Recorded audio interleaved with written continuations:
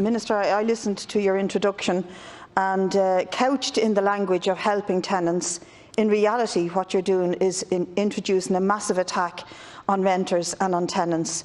I don't know if you understand the fear and the insecurity that is in the hearts of many families with this lifting of the eviction ban from the 10th of August. And we believe that this will open the floodgates for evictions. Your language in the bill makes it clear that your chief concern is explaining that the measure is temporary and is emergency, but that the rights of the private landlord must be protected at all times. That this is only because of COVID-19 and for a short period. You do not seem to understand the public health threat that exists. But what I picked up from your speech was almost the smell of fear, that you are daring to interfere with landlords' rights, and you can't wait to make an emergency measure that will not affect as many people as you claim, but will only protect a minority of tenants. The Labour Party, on the other hand, seem to think that you're making a mistake. This is not a mistake. Your priority is to get back to normal and to look after your own class. The landlord party of Fianna Fáil and Fine Gael, with the Greens again acting as a mudguard, are looking after their own. And I would appeal to some journalists out there to do the research and find out how many landlords are in the current Dáil, like they did in the last one. So from the 10th of August, landlords can evict away for reasons of renovation, change of use, wanting to use the home for a relative, and chiefly for the sale of a property.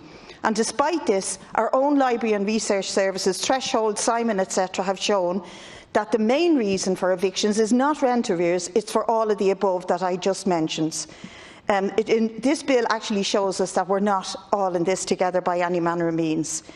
And any TD in this House, and I'm making this a public call, who is a landlord should abstain from the vote.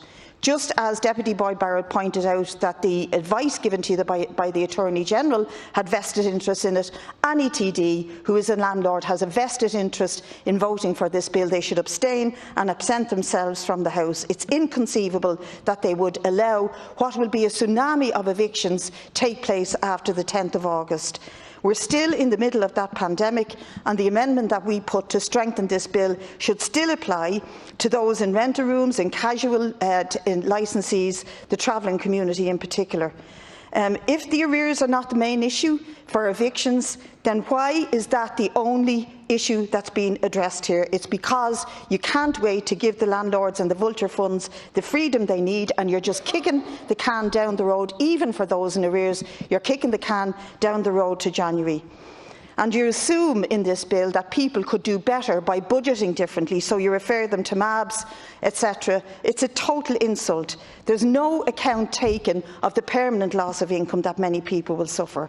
So we're back to normal, back to rent increases, back to people not being able to access rental accommodation because the rents are too high. And as the kids return to school and the public health threat remains, you are putting many families into a very fearful and unpredictable future. I would say what this bill is doing today is splitting the heads of people and giving them a plaster for their finger. That's exactly what you're doing to renters and people who are relying on private tenancies. And finally, and I will probably make a pre-recorded message of this and have to replay it time and time again, that's the way it's looking, I appeal to the Green Party, do not vote for this bill. That is not why people voted for you. That is not the sort of change that you got elected on the promise of.